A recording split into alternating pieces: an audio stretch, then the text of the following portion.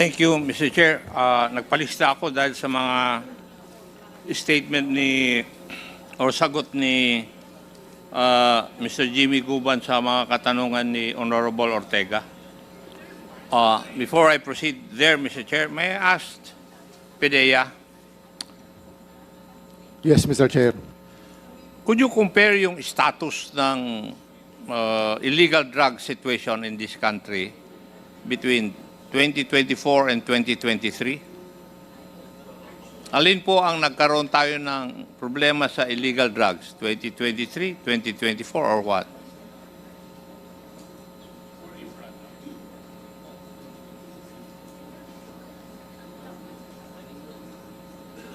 What will we compare, sir? 23 and 24? Yeah, for 2024, mas marami ba kaysa doon sa 2023 ang illegal drugs in this country? Ang huli ngayon, sir, is paliit ng paliit, sir. So it's improving. Yes, sir. Paliit na paliit yung huli namin ngayon, sir. O baka naman humihina kayo sa panghuli. Di, Di sir, ba pwede yun? nag-operate na, sir, yung PNP joint with PDEA. Kaya overall, sir, for 2024, sir, kaunti yung nahuhuli namin, sir. Ganon. Yes, sir. Sige. Mr. Guban, ako na-surprise ako doon sa mga sagot mo kay Honorable Ortega. May I know kung sino po ang nag-imbestiga sa kaso po ninyo? Your Honor, as far as my recollection is concerned, it was PDEA. PDEA. Yes, Your Honor. The same is true with Mr. Taguba. Sabay kayo. Magkahiwalay po kami, Your Honor. Nauna po yung sa PDEA kanya. rin ang nag-imbestiga sa iyo. At nag-file ng kaso. May I know who was the director of PDEA then? During that time, Your Honor, nabasa ko ang director during that time is si General Aquino, Your Honor. May I know, Mr. Chair, if Director General Aquino is present in this hearing today? Yes, Your Honor, he is present. He was invited and he is here today, Congressman Akop. Thank you, Mr. Chair. Totoo po ba yung sagot ni Mr. Guban na kayo po ang Director General ng PDEA when his case was investigated by your office? That's right, Mr. Chair. That's right. So, narinig niyo po naman yung mga sagot ni Mr. Guban dun sa mga katanungan ni Honorable Ortega na nagtataka siya kung bakit yung mga illegal drugs naman ay nandun sa loob ng customs area at sila nga ang nakahuli. Nagtataka siya bakit sila lang ang nakasuhan. Could you explain that to this committee? Actually, sir, more or less, or more than 40 drug personalities ang napailan ng kaso with regards to this magnetic lifters discovery. Marami, sir, na hold, may mga Chinese, may Vietnamese, may mga personalities sa mga customs and all other personalities that is involved in that particular case. We're talking of yung drug haul, illegal drug haul na involved si Mr. Jimmy Guban. Yes, sir. Doon lang tayo, hindi yung ibang mga insidente. Yun na yun, sir. Yung discovery ng magnetic lifters. May I know how many personnel of customs were charged because of this incident?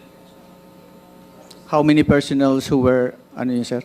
Personnel of customs. Kasi, sabi ni Mr. Guban, yung illegal drugs, hindi naman nakalabas sa customs eh. Would that be correct, Mr. Guban? Yes, Your Honor. At kayo po ang nakadiscover doon. Kung tama yung pagkarinig ko, doon sa sagot nyo sa tanong ni Honorable Ortega. Yes, Your Honor. Di ba? Together Kayo with ni Colonel na Asierto and delayed, Colonel Pardo. Colonel Fardo at saka Colonel Asierto, Your Honor. Colonel Asierto, right? Yes, Your Honor. So, may know kung ilan pong tao sa customs ang na-filean po ninyo ng kaso regarding this issue? Merong mga napailan ng kaso, sir, sa customs, particularly dun sa X-ray machines and all other departments. Hindi ko lang, sir, exactly yung alam kung ilan, sir, ang napailan na ng mga lahat ng personnel ng customs. Mr. Guban, what can you say about the answer of Director General Aaron Aquino? Your Honor, hindi pa ho na-i-X-ray yan kasi nahuli po yan sa loob mismo ng yarda ng Manila International Container Port.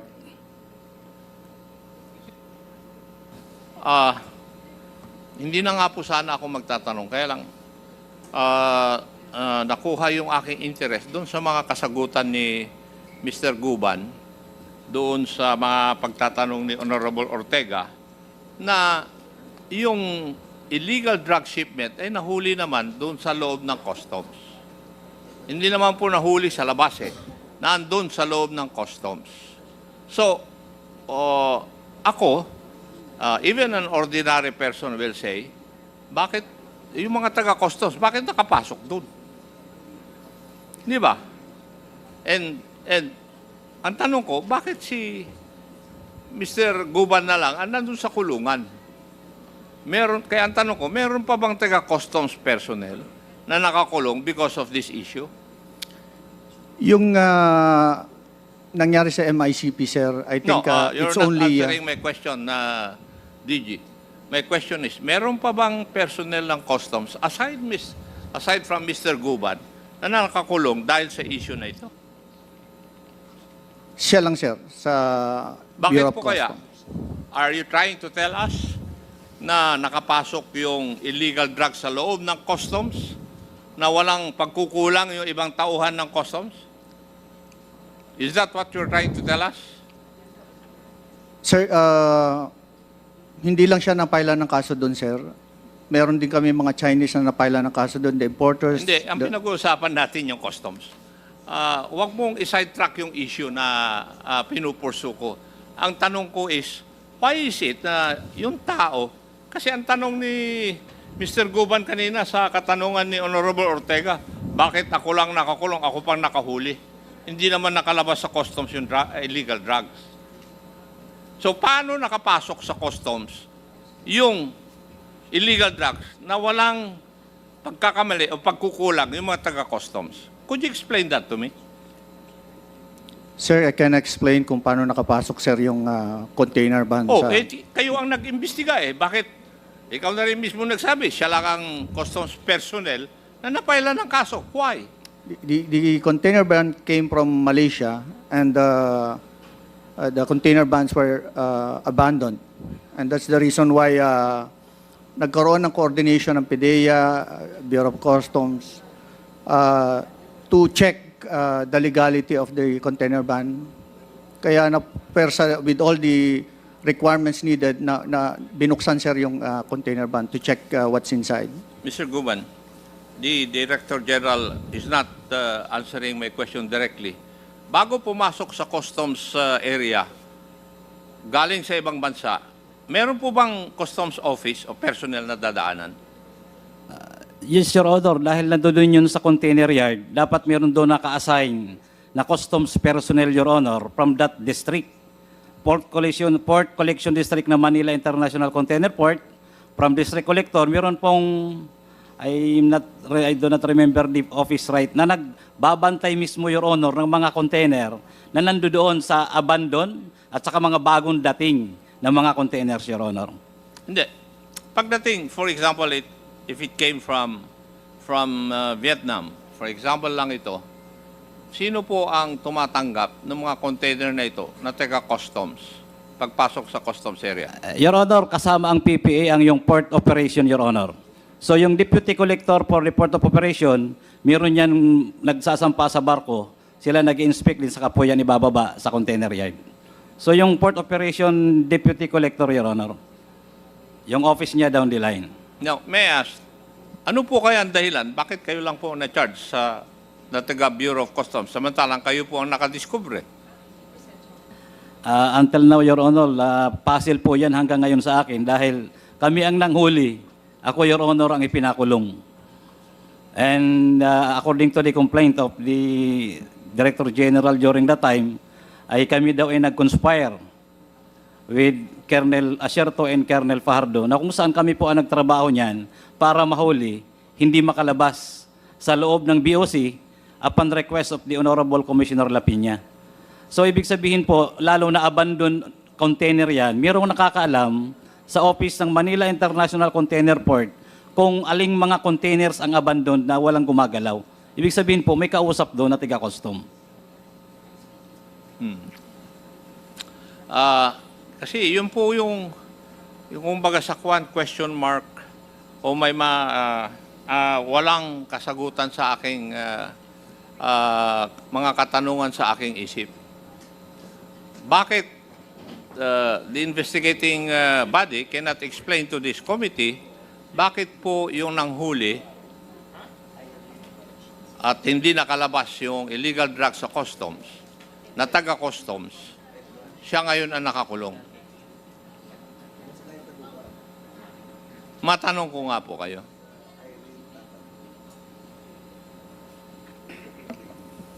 Meron din kasing na-discover kaming container van, sir, sa GMA Cavite na nakalink doon sa MICP container or the magnetic lifters. So, dalawang magnetic DJ lifters Aaron, sa... malayo po yung sagot nyo dun sa aking katanungan eh. Sir, kaya nga namin sila kinasuhin din because nakalink din sila doon sa kaso na na-discover namin sa GMA na 4 naman na magnetic lifters na discover namin. So these are the same magnetic lifters that was discovered in MICP. And perhaps, sir, I can also ask the legal service of PDEA to determine the real reason, sir. I'm sorry, sir. Pedea, what would be your answer to the request of former DG Aaron Aquino?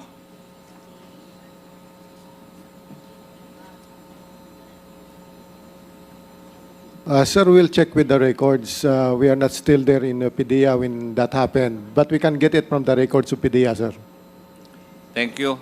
Mr. Chair, I cannot proceed more because PDEA is not ready to give an answer to my questions. Thank you, Mr. Chair. Thank you, Congressman Akop. Perhaps we will just pursue that line of questioning when the legal department of PIDEA will be present in the next committee hearing. Yung tanong ko lang ulit sa Bureau of Customs, no. Ang legal department, 'di ba, kapag ka merong order for seizure, kayo 'yan, 'di ba? Sa office nyo nanggagaling yung seizure orders, correct? No, Your Honor. It comes from the port collector. So, ang port collector orders the legal department to issue a seizure order. No, Your Honor. It's the port collector who issues the warrant of seizure and detention. So, ang ano yan, ang port collector. Yes, sir. Now, kung merong order of seizure, paano naman nalilift yung order na yan? Okay. Warrant of seizure and detention assumes that the items are imported. And if it's imported, pwedeng may incidents ng duties and taxes or Merong violations. technical smuggling misdeclaration. or outright smuggling, correct? Misdeclaration, undervaluation, or misclassification, Your Honor. And then after the issuance of the WSD, the port conducts a hearing to determine if liable for forfeiture po yung... Who conducts the hearing? It's the law division of the port. So, in this case, kayo. It's the law division of the port, Your Honor. So, iba pa rin yung legal ng customs sa law division ng port? The port, the law division belongs to the port, Your Honor.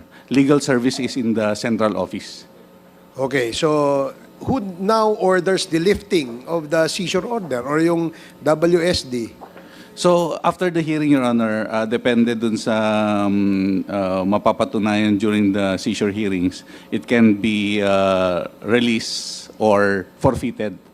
If it's released, Your Honor, that's a decision against the government. It's a subject to automatic review by the commissioner. Just like recently, meron tayong na-seize na mga bigas that was forfeited in favor of the government, correct? Yes, Your Honor. So, in other words, yung order to lift the seizure would have been issued or would have come from the office of the legal department under the law department. Upon its review, Your Honor, we make recommendations to the Commissioner of Customs. We- And then, we draft the recommendation, Your Honor, for the approval of the Commissioner. sige, we will just perhaps continue that May, line of Chairman, questioning sa next because we can now proceed. meron lang ako itatanong din tungkol doon sa issue yon. If I may. Okay, sandali. Kasi last interpellator si Congressman Acop sa topic ng drugs, but we can may ano lang. allow you for a short interjection, Congressman Yes, Dan Fernandez and then Congressman Paduano.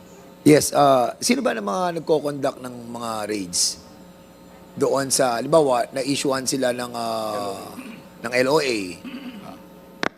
Di ba mga CIIS ang nagko-conduct? Primarily, Your Honor, the intelligence group who... Intelligence group of what of the Bureau division? of Customs, Your Honor. It's a group. Ano headed- pangalan ng group nila? Intelligence group, Your Honor.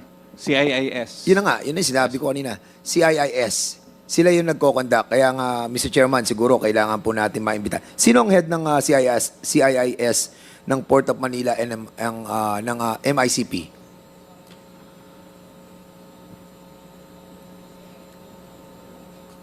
Head. In For chiefs. MICP, Your Honor, I think certain NCISO and for POM, Your Honor, I think it's a certain Joel Pinawin, Your Honor. Okay. So sila ang mga nagko-conduct ng mga raids na yon. They implement the letter of authority issued by the Commissioner, Your Honor. Yeah. They're the ones who enforces the letter of authority. So ngayon, kapag na-enforce na nila yung letter of authority at naging successful nga yung raids, what happened next? Your Honor, in the enforcement of the letter of authority, the letter of authority comes from the visitorial powers of the Commissioner. It's the power of the Commissioner to ask proof of duties, proof of payment of duties and taxes on goods openly held for sale or being kept in storage. These are imported goods, openly held for sale or kept in storage.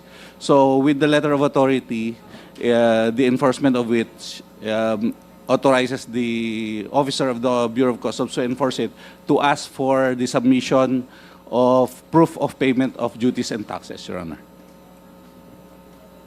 Pero dapat, before that raids na nangyari, hindi na sila dapat nakalabas doon sa port di ba? Your Honor, if the owner of the goods are able to prove payment, due payment of duties and taxes, then it's okay, Your Honor. It's released or it's given back to, or it's not being seized. But if there's no, if the owner fails within 15 days, fails to show proof that Bakit 15 days, attorney? nakalagay po sa, Napakahaba naman nun. Nakalagay- Ano ba yan? Room for negotiation? Kasi pag 15 days, you can do anything Or Your Honor- bakit 15 days atap? Samantalang kung mapapakita mo na meron ka ng mga dokumento, right away. Di ba? Para walang room for negotiation. Kasi yun ang nangyayari Di ba? Your Honor, the 15-day period is provided for in the CMTA under Section 224. Nang CMTA, Your Honor. CM. CMTA, Customs Modernization and Tariff Act. Oh, kaya nga, we need to amend that. Dahil kung 15 days, napakahaba nun. Di ba? So, Mr. Chair, I think we need to dig deeper dito sa sa isyung to kasi medyo dito tayo nakakakita ng window ng ng problema. At kung walang mga naparusahan sa BOC employee na nakapag-issue mga commissioner ng LOA saka ng SWD, tingin ko dito, Mr. Chairman, dito tayo na naiisahan ng mga nagtatarang yan sa BOC. Maraming salamat po, Mr. Chairman. Thank you, Congressman Dan. Yes, as I said earlier, pagpapatuloy natin yung topic na yan dun sa next hearing natin dyan sa Bureau of Customs. Yes, and last but not the least, on the issue of drugs, Congressman Paduano. Thank You you, have, Mr. Chairman. 10 minutes. Anyway, Mr. Mike sila to, isang question lang po sa current customs officials. Kasi as I've heard kanina, doon sa sagot ni former Commissioner Feldon at saka ni Commissioner La Peña, it was admitted by them na indeed there is a TARA system in the customs.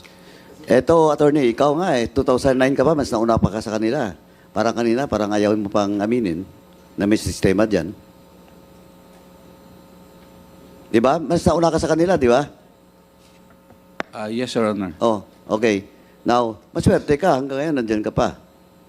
Now, eto, attorney, narinig mo ba yung yung supposedly proposed reforms that was proposed by Commissioner Paildon and Commissioner La Peña with regards to modernization and digitalization of the customs? Actually, Your Honor, at the currently... No, yes or no lang po. Yes, I have heard, Your Oh, Honor. yeah, Bird. Hindi pa nga ako nagtatanong ng next question ko. Defensive ka na eh. Sorry, Your Honor. Commissioner La Peña, former Commissioner La Peña, Commissioner Feldon, do you believe that if the reforms that you have mentioned will be implemented dun sa sistema sa customs, if not totally eradicated yung TARA system, that can minimize the TARA system? Yes, Your Honor, it can substantially minimize the TARA system. General La Peña. Yes, Your Honor. That can greatly minimize, if not stop, the TARA system. So, tama din po ba that may budget na during your time, Commissioner Feldon? Yes, sir, around 400 million plus. But when I assume, because it's a project of, I think, Commissioner Biason pa, but when I assume it's already subject of court litigation, so it was withheld and never implemented during my time because the case was not resolved during my time. So hindi ko alam after me if na-resolve yun at na-implement siya. Nung time Your mo, Honor. thank you, Commissioner Feldon, nung time mo, Jen, La Peña, yung time mo, what happened to that, modernization plan? Or budget na mismo, budgeted na pala? Beg your pardon, Your Honor. Are you referring to when you say organization, you are referring to the centralized command center? I think we're talking about the proposed, supposedly the reform that former Commissioner Biason wants to implement, and it was during the time also of Commissioner Peldon. Kaya lang po nagkakaso daw. So, nung time mo, ano ba bang nangyari doon? I did not come across that project of Commissioner Biason, Your Honor. So, you're not familiar about it? No, Your Honor. Attorney, sa ngayon po, are you familiar with that? 2009 ka pa eh. Your Honor, currently the Bureau of Customs is No. undertaking... Again, please, attorney, answer my query. You're the legal. The time legal ka na, di ba? Yes, Your Honor. Oh, now ang tanong ko na sa legal ka ng custom during the time, what happens now? Ano yung update doon? Doon sinasabi ni former Commissioner Paildon, a project during the time of Commissioner Biason, and pinalo up lang ni Commissioner Paildon, kailang may kaso. O sa legal ka the time, ano na ngayon yung status noon? At what are the efforts being done by the present Commissioner? Your Honor, as I've been saying a while ago, Your Honor, currently we are undertaking digitization of all our functions, Your Honor, and I think we are at the threshold of 90%. However, we are being handicapped by a certain case pending with the Manila trial courts, enjoining or stopping the Bureau of Customs from further improving its system, Your Honor. Sino yung ano? There's a case, Your Honor. It's a case filed against the Bureau of Customs by a certain Omniprime, Your Honor. Omniprime case. Ano yung company niyan? Importer? No, Your Honor. It's a service. Ang case nyo is not all about the implementation of the project, but with regards to the... With regards to the improvement of our system, Pero, computer system. pero ang nag-file ng case against you is... Omniprime. Ano yung Omniprime? Ano yung interest nila doon? Your Honor, they participated in A bidding. bidding, Your Honor. So it's not all about their intention to stop. Yeah, But because they are part of the bidding, tapos hindi po nabigay sa kanila, tama? Ganon po ba? Yes, Your Honor. Or now, is a different case that happens during the time of former Commissioner Paildon and Commissioner Biason? It's a different case. If my memory serves me right, Your Honor, I think it started with Commissioner Lina, Your Honor. Yeah. Commissioner Lina. Okay, anyway, Mr. Chairman, since Chairman Navantes already moved that we will invite Commissioner Rubio, siguro po tama din lang na in the next hearing dapat po ipatawag natin si Commissioner Rubio para diretso po na masagot niya yung mga katanungan, especially those proposed reforms that was proposed by former commissioners of customs. Now, Mr. Chairman, punta ko lang po si Jimmy Guban. Jimmy, yung case na nakaharap mo ngayon, is that, sino ba yung source of information na may papasok na droga that time? Your Honor, that came from Colonel Asierto and Okay. Colonel Fajardo. Colonel Acerto and Colonel Fardo then kinordinate sa'yo. Yes, Your Honor. Dahil sa customs ako po na ang nag-monitor sa loob kasi hindi naman sila makakapasok. Okay. At wala silang direct line para sa customs. So, may information, nahuli mo. Together with PDEA, Your Honor. Together with? Your Honor, I am working inside of the Bureau of Customs together with PDEA. Okay, with PDEA. representative of the PDEA, Your Honor. Who is the head of the operations at time? That During that coordinated time, you? Your Honor, the director of NCR was then late Colonel Fajardo. Pero yung team leader niya sa port, I think a certain Bagawi in Soriano. Soriano testified, Your Honor, in court na we were together nung nagtinatrabaho namin yan. Agent Soriano, So, Agent Soriano is still active in the PDEA? I'm sure, PDEA? Your Honor. Soriano PDEA. in Bagawi, Your Honor. PDEA? Hindi kasi, Mr. Chairman, ganito Sir, lang will po. verify if it is Yeah, still active. please verify it. Then, Mr. Chairman, with that, I move that we will invite a certain Soriano. Intelligence Officer Soriano and Intelligence Officer Bagawi, Your Honor. Intelligence Officer Soriano, Intelligence Officer Bagawi. Para magkalinawan lang po, kasi is General Aquino still present? Yes, I think... Kanina nakaupo siya eh. Nawala. Anyway, Mr. Chairman, since for the interest of time, ganito lang po. Pakiano lang po, kay General Aquino, be present in the next hearing because during your stint as the PDEA Director General, sa iyo po nangyari to, yung sa case nila Jimmy Guban. Kasi gusto ko lang tingnan, bakit yung information galing kina Sierto, at alam naman natin ngayon si Sierto nakatago. Testifying in the ICC, part of the, witnesses in the ICC. Tapos, sa inyo galing, sa kanila galing information, ikaw nag-operate, together with the PDEA, tapos kayo ngayon ang nakasuhan. Ayun ang hindi ko maintindihan.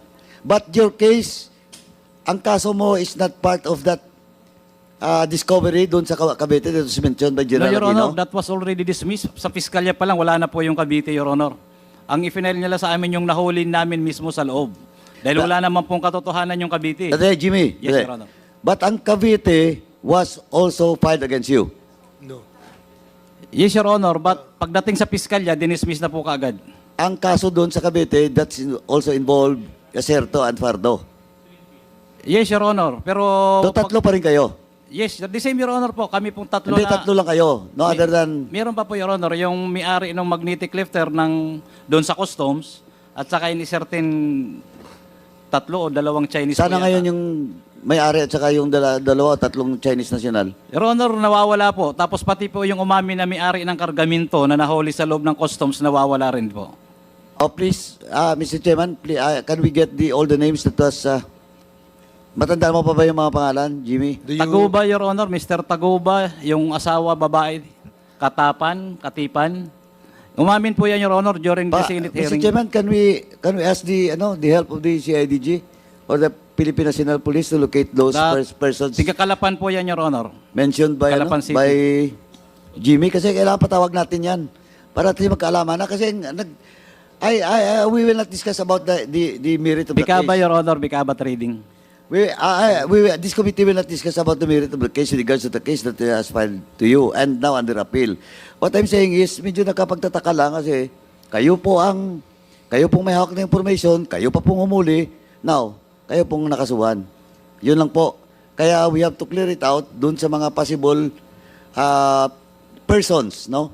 Persons involved in that operations, Mr. Chairman. With that, as of now, Mr. Chairman, yun lang po muna. General Aquino, next time lang po. Kasi naghabol po tayo ng oras. I will ask you once again the question that I asked when you were not around.